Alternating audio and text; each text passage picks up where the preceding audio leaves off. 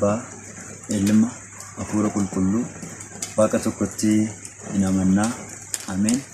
Kiristoos du'aa ka'ee humnaaf aangoo isaatiin seexanni ni hidhamee Addaam bilisa ba'ee addunyaa mararratti nagaan ni lallabamee. Ameen. Wangeela Luqaas boqonnaa 24 lakkoofsa 29 dukkanaa'eeraatii nu waliin buli. Maatiiwwan Waaqayyoo Kiristoosiin kiristaana Maanu'eeliin amantoota kan taatan biyya keessas ta'e biyya alaa keessanii sagalee kana dhagaatti kan jirtan bakka jirtanitti nageenya Waaqayyoo isiniif haa baay'atu isiniin jechaa akkam jirtu akkamiyyoo nageessanii maqaan Waaqa keenyaa Fayyisaan keenya ilmi Waaqayyoo ilmi durbee Maariyaam Kiristoos Yesuus maqaan isaa kan galateeffameef kan ulfaatee nuuf haa ta'u. Egaa akkuma beekamu yeroo nuti keessa jirru kun yeroo gammachuu yeroo itti kiristaanota kan ta'an maraatiif du'i keenya du'a isaatiin kan injifatame kabajaa du'aa ka'umsa gooftaa keenya Fayyisaa keenya qoricha keenya Yesuus Kiristoos kabajuu irratti argamna jechaadha. Kanaaf Kiristoositti kan amantan biyya keessas ta'e biyya ambaa teessanii sagalee kana dhagaatti kan jirtan baga guyyaa kabajaa du'aa ka'uu gooftaa keenya Fayyisaa keenya ilma Waaqayyoo ilma durbee Maariyaam Kiristoos Yesuus baga nagaadhaan geessanii baga nagaadhaan geenye. Egaa akkuma duraan mata duree irratti kaasne Wangeelaa Luqaas boqonnaa 24 lakkoofsa 29 gubbaa irratti dukkanaa'eeraatii nu waliin bulii jecha jedhutu jira. Egaa jecha kanas kan dubbatan daandii Emaa'os irra namoota deeman hiriyoota nama lamadha jecha kana kan dubbate jechaadha. Wangeelaa qulqulluu abbaan keenya Luqaas barreesse boqonnaa 24 lakkoofsa 13 irraati kaasnee gaafa ilaallu gooftaan keenya Yesuus Kiristoos erga du'eetii jechaadha.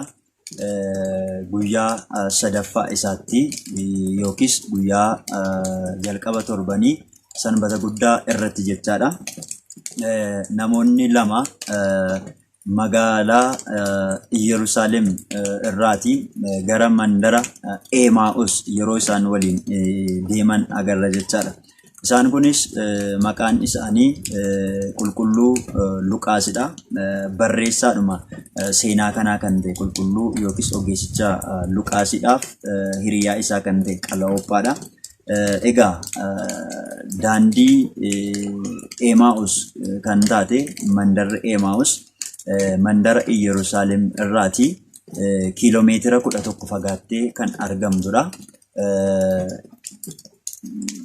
Miilaan namni deemu jechaadha yookiis lafoodhaan Yerusaalem irraati mandarri Emaa'os deemsa sa'aatii 2 kan fagaattee argamtudha jechaadha. Kanaaf hiriyoonni lamaan kun yookiis daandii Emaa'os irra kan deeman qulqulluu Luqaasiidhaaf Qalaa'ophaan mandara Yerusaalemiiti gara Emaa'os yeroo isaan deeman daandii irratti waliin dudubbatu ture jedha. Dubbiin isaanii kunis waa'ee gooftaa keenya Yesuus Kiristoos waa'ee du'aatii isaa waliin haasa'u turan. Daandii sanarra gaafa deeman wanta isaan hin eegne furii lubbuu keenyaati jedhanii kan isa abdatan Kiristoos Yesuusiin warri Yihuudootaa gaafa isa ajjeesanii jedhan Luqaasiidhaaf Qalaa'ophaan Yerusaalemii ba'anii mandara Emaa'osiin deemaatti jiru jechaadha. Gara mana isaaniitti galaatti yeroo jiranidha. Kanaaf gooftaan keenya Yesuus Kiristoos daandii irratti imala isaanii kanatti dabalamee nama sadaffaa ta'uudhaan isaanii wajjiniin yeroo inni deemu agarra jechaadha. Kanaaf daandiirra yeroo isaan deeman duuba isaanii deema ture jedha. Duuba isaanii deema ture. Isaan garuu eenyu akka inni ta'e hin beekan turan. Waa'ee Yesuus Kiristoos gadda isaarraatii kan hanga'e lapheen isaanii cabee waa'ee isaa odeessaa deemu turan. Kanaaf gooftaan keenya Yesuus Kiristoos utuu isaan waaqummaa isaa hin bariin eenyuun akka inni ta'e utuu isaan hin beekin duuba isaaniitiin deemee waa'ee eenyuu haasa'aatti jirtu kan isin waliin dubbattan kun waa'ee maaliiti jedheetu isaaniin gaafatee jira. Yeroo kanatti Luqaasidhaaf Qaloophaan ati jedhan Kiristoos Yesuusidhaan ati biyya kanaaf keessummaadhaayii jedhanii gaafatanii jedha. Silaatii keessummaa kan ta'e Luqaasidhaaf Qaloophaadha. Waaqayyoo Alfaadhaaf Omeegaa kan ta'e Kiristoos Yesuus jalqabaaf xumura kan hin qabne, samiif lafti kun otoo hin uumamin Waaqa jirudha. Addunyaan kun erga darbee booddees Waaqa darbee jiraatudha jechaadha. Kanaaf Waaqayyoo bakki isaaf keessummaa isaaf ta'u gonkumaallee hin jiru. Haa ta'uutii biyya lafaa kana irratti yookiis mandara Eemaaf sanatti keessummaa kan ta'e Luqaasidhaaf Qaloophaa ture. Silaa kan gaafachuu malee Kiristoos. Garuu kan gaafachuudhaan malee Kiristoos gaafatame. Luqaasidhaaf Qaloophaan biyya kanaaf ati keessummaadha. Akkamittiin wanta ta'e hin beektu, akkamittiin hin hubanne jedhanii deebisaniifii jira. Yeroo kanatti wanti haaraan maaltu ta'ee jira jedheetu Yesuus Kiristoos isaaniin deebisee gaafatee jira. Yeroo kanatti deebisee Qaloophaa inni jedhamu akkas jedhee isaaf deebiseefii jedha. Isa nuti abdannu Masiihii keenya kan ta'e inni gidiraa keenyarraatii ba'aa keenyarraa kan nu furu isadha jenneetu isa abdataa turre. Garuu kan nuti hin eegnetu ta'e warroonni Yihuudotaa hammina isarratti yaadanii dabarsanii du'aaf isa kennani. Barsiisaa keenya nu jalaa ajjeesanii. Kanaaf Yerusaalem keessatti sodaa guddaatu ta'e kan namoonni baay'een abdatanii jiran. Warroonni Yihuudotaa yookiis warri Fariisotaa isa ajjeesanii jedheetu Qaloophaan Yesuus Kiristoosiif deebiseefii jechaadha. Yeroo kanatti gooftaan keenya galanniif ulfinni isaaf haa ta'uuti. Qulqulluu Luqaasidhaaf Qaloophaa ceephoo jalqabeedha. Kanaaf isin waa'ee Kiristoos isa jedhamu sanaa akkamittiin hin hubanne? Isin nama daagii akkamiiti isin? Kan wanta raajonni dubbataa turan hubachuu hin dandeenye. Raajonni darban waa'ee isaa dubbatanii turanii.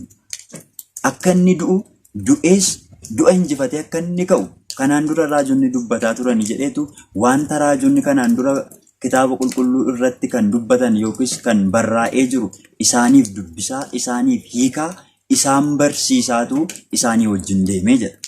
Yeroo kanatti isaanii wajjin otoo deemaa jiruutu kiiloomeetira 11 kan fagaattu Yerusaalem irraa mandara Eemaawusiin ga'anii jedha. Yeroo kana qulqulluu Luqaasidhaaf Qaloophaan mana isaanii fuuldura ga'an.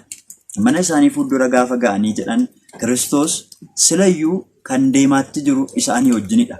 Bakki inni dhaquu barbaadee jirus mana isaaniiti. Garuu akka wanta daandii sanarra darbuutti ni tarkaanfatee jedha Luqaas gaafa barreessu jechaadha. Ofuma isaatii seenaan kun kan hojjete yookiis Luqaas kan nuti jennu Qaloophaadhaaf wajjiniin daandii sana kan deemaatti jiran, daandii Emaus irra kan deeman abbaadhuma barreessaa kitaaba qulqulluu yookiis wangeela arfan keessaatii wangeela Luqaas kan barreesse jechaadha. Kanaaf isaanis akkasittiin jedhan wangeela Luqaas boqonnaa 24 lakkoofsa 29 gubbaa irra gaafa dubbisnu dukkanaa'eeraatii nu waliin bulii ittiin jedhanii jedha. Yeroo sanatti aduun dhiitee jirti. Dukkanaa'ee wanta jiruudhaaf. Kanaaf Kiristoos biyya sanaaf keessummaa akka inni ta'e waan fudhatanii jiranidha. Inni Kiristoosiin akka ta'e hin beekan. Garuu akka nama keessummummaadhaaf gara mandara sanaatti dhufeetti waan fudhatanii jiranidhaaf nama biyya hin beeknedha jedhaniitu yeroon isaa dukkanaa'eera, aduunis lixeera waan ta'eedhaaf nu waliin bulii ittiin jedhanii jedha. Yeroo kanatti Kiristoos Iyyasuus Waaqayyo Waaqni keenya nama fakkaachuudhaan isaanii wajjiniin kan deemaatti ture gara mana isaaniitti seenee jedha. Haga kana haga isaanii wajjiniin haasa'u, haga isaan barsiisaa deemu sana isaan garuu Kiristoos akka inni ta'e hin barre ture. Mana isaanis erga isaanii wajjiniin seenee booddee nyaata dhiyeessanii irbaata erga dhiyeessanii booddee eebbiseetu battaluma eebbise sanatti isaan jalaatii dhokatee jedha. Yeroo kana isaan ergasii Kiristoosiin akka inni ta'e daandii sana irra yeroo deemaa turan sanatti waa'ee du'uudhaaf du'aa ka'umsa kan isaan barsiisaa ture sun isa ta'uusaa ergasiiti hubatanii ijni hafuura isaanii isaaniif banamee waaqa akka inni ta'e Kiristoos isa isaan abdatan sana isa isaan waa'ee isaaf odeessaa deeman sana ta'uusaa baranii jedha. Kanaaf isaan deebi'aniitu gara mandara Yerusaalemitti deebi'anii jedha. Egaa hordoftoota keenya sagalee kana dhagaatti kan jiru hundumti keenya iyyuu jechaadha. Egaa daandii Emaus kanarra kan deeman abdii taasifatanii furii jireenya keenyaati jedhanii kan isa abdatan Kiristoos Yesuus du'a isaarraa kan ka'e gadduudhaatiin gara mana isaaniitti galaa kan jiran qulqulluu Luqaasiidhaa fi Qalaa'ophaan jechaadha. Daandiirra gaafa deeman waa'ee Waaqayyoodhaa odeessu turan. Kan isaan waliin dubbatan, kan isaan waliin haasa'an waa'ee Waaqayyoo ture. Kanaaf nuti sagalee kana dhagaatti kan jiru hiriyoota keenya wajjinis ta'u bakka hojii keenyaatti bakkoota garaagaraatti kan nuti odeessuun kan nuti haasofnu waa'ee eenyuuti isa jedhu as keessatti kan ittiin of ilaallu ta'a jechaadha. Kan biraan erga agartuun ija isaanii banameeti. Agartuu ija isaanii gaafa jedhamu Luqaasiidhaaf Qalaa'ophaan iji isaanii ni arga. Garuu Kiristoos Waaqayyoon akka inni ta'e isaanii wajjiniin kan jiru sun isaan waliin kan dubbatu sun eenyuun akka inni ta'e hin barre ture. Erga baranii garuu gara bartootaatti deebi'anii du'aa ka'umsa isaa dhugaa ba'uudhaaf gara Yerusaalemitti deebi'anii jira. Egaa mata duree irratti akkuma ilaalle wangeela Luqaas boqonnaa 24 lakkoofsa 29 gubbaa irratti jechaadha. Dukkanaa'eera aduunis lixeera nu waliin buli akkuma jedhame. Egaa maatiiwwan Waaqayyoo dhugumatti yeroon nuti keessa jirru kun yeroo dukkanaa'ee jirudha. Yeroo itti gurri namaadhaa gammachuu otoo hin taane gadda yeroo itti dhaga'u yeroon kun jechaadha. Yeroo itti boo'icha wawwaannaa waa'ee du'aa waa'ee boo'ichaa yeroo itti dhageenyuuf yeroo itti argaa jirru jechaadha. Kanaaf yeroon nuti keessa jirru kun dhugumatti yeroo dukkanaati. Dukkana keessatti immoo kan nama barbaachisu ibsaadha yookiin ifaadha waan ta'eedhaaf ifa kan ta'e ibsaa isa addunyaa kanarraa otoo hin taane ifa bara baraa kan ta'e Kiristoos Yesuus akkuma ofii isaatii an ifa biyya lafaati akkuma jedhe biyya lafaa kanarratti kan nu barbaachisu ifadha.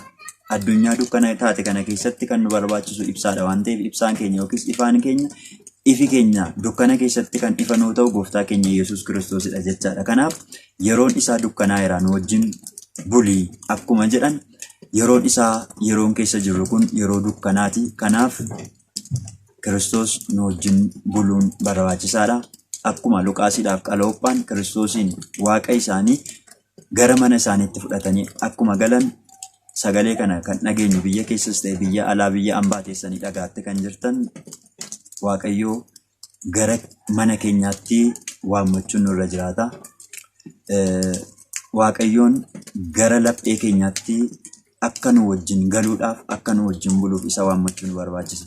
Karoora keenya irratti jireenya keenya irratti hundumaa irratti iyyuu isa waammannee inni akka inni nu wajjiniin bulu dukkana yaaddoo gidiraa addunyaa kana irratti hundumaa irratti iyyuu kan nu dabarsu kan nu ceesisu isadha waanta ta'eedhaaf Waaqayyoon akkuma Luqaasiif Qalaa'ophaa gara mana keenyaatti gara laphee keenyaatti gara hojii keenyaa gara karoora keenya hundumaatti iyyuu isa waammachuun barbaachisaadha jechaadha. Kanaaf egaa qulqulluu Luqaasiidhaaf Qalaa'ophaan Kiristoosiin ta'uusaa erga baranii booddee gara mandara Yerusaalemitti deebi'an. Mandara Yerusaalem keessa immoo bartoonni gooftaa keenya Yesuus Kiristoos warra Yihuudootaa sodaachuurraa kan hin ka'e gara mana harmee Maarqositti galuudhaan yookiis haadha Kiristoosiin kan fudhate Yohaannis obboleessa Maarqos jechaadha. Gara mana haadha isaaniitti walitti qabamaniitu balbala isaanii cufataniitu taa'u turani. Kanaaf Luqaasiidhaaf Qalaa'ophaan egaa sagalee abdii kan ta'e bartootatti kan isaan himan jechaadha. Maaliif jennaani Yesuus Kiristoositti gaafa dubbatanii Luqaasiidhaaf Qalaa'ophaan nu keessaatii jedhan ganamuma barii yookiis guyyaa du'aa ka'umsa Kiristoositti jechaadha. Luqaasiif Qalaa'ophaan Yerusaalemii utuu hin bahin duraan dursa nu keessaa dubartoonni kaan isaanii gara bakka awwaalcha isaa deemanii turanii jedha. Gaafa achi deeman garuu wanti isaan nutti himan wanti isaan nutti dubbatan waan abjuu fakkaatudha jedhan. Kunis iddoo awwaalcha isaatii dhaqanii iddoon awwaala isaatii banamee jira. Kafana isaa qofaa arganii. Kanaaf gaafa isaan dhufanii waan kana nutti himanii nuti akka waan abjuu keessa jirru taanee jedhan. Kanaaf nu keessaa Phexrosiidhaaf Yohaannisiin bartoonni warri kaan bakka awwaalcha isaatii sana ilaaluudhaaf deemanii gaafa achi dhaqanii jedhan akkuma dubartoonni sun jedhan bakki awwaalcha isaatii sun banamee jira. Kafana isa ittiin kafanan qofaa arganii jedhanii itti dubbatanii turan jechaadha Kiristoositti. Kanaaf egaa Luqaasiif Qaloopphaan gara Yerusaalemitti Kiristoos du'aa ka'uusaa erga ijaan arganii erga hubatanii booddee bakka bartoonni gaddarra jiran sanatti deebi'uudhaatiin ganama Maariyaam Magdalaawitiif dubartoonni kaan Armeen Maarqos fa'aa iddoo awwaalcha isaatii dhaqanii du'aa ka'umsa isaa bartootatti himanii turanii garuu hin amanne ture. Kanaaf ammas Luqaasiif Qaloopphaan yeroo lammaffaadhaaf Kiristoos du'aa ka'ee daandii Emaawus irra too deemaatti jirru nutti dhufee nutti dubbatee gara mana keenyaattis wajjiniin gallee irbaata wajjin nyaanne jedhaniitu bartootatti yeroo lammaffaadhaaf akka isaan jabaataniidhaatiif du'aa ka'umsa Kiristoosiin bartootatti lallaban jechaadha. Kanaaf egaa hordoftoota keenya egaa walumaa galatti daandii Emaawus irra kan deeman Luqaasiidhaaf Qaloopphaan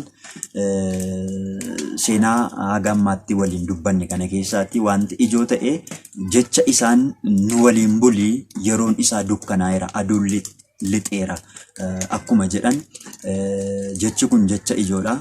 Dhugumatti Waaqayyoo gara keenya yoo dhufe malee gara mana keenyaa yoo seene malee gara laphee keenyaa yoo seene malee yeroon kun yeroo dukkanaati.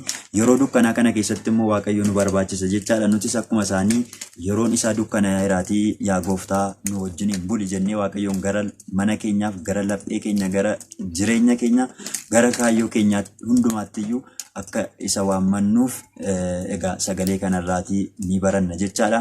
Barnoota kan biraatiin deebinee wal agarraa barnoota isa baranne isa dhageenya kanaaf firii gaarii akka ittiin argamsiisnu tolaaf eeyyama Waaqayyoo keenyaa nuuf haa ta'u. Bakka jirtanitti nageenya Waaqayyoo isiniif haa baay'atu. Barnoota asirraan darbu sheer gootanii akka isaan qaqqabsiistan kabajaatiin isin gaafadha. Kiristoos du'aa ka'ee humnaaf aangoo isaatiin seexanni ni hidhame. Addaam bilisa ba'ee addunyaa mararratti nagaan ni lallabamee irra deebi'uudhaatiin baga guyyaa kabaja du'aa ka'umsa Gooftaa keenya Fayyisaa keenya qoricha keenya Yesuus Kiristoos baga nagaadhaan geessanii bakka jirtanitti nageenya Waaqayyoo isiniif haa baay'atu. Barnoota biraatiin hanga deebinee dhufnutti nagaa Waaqayyootiin tura.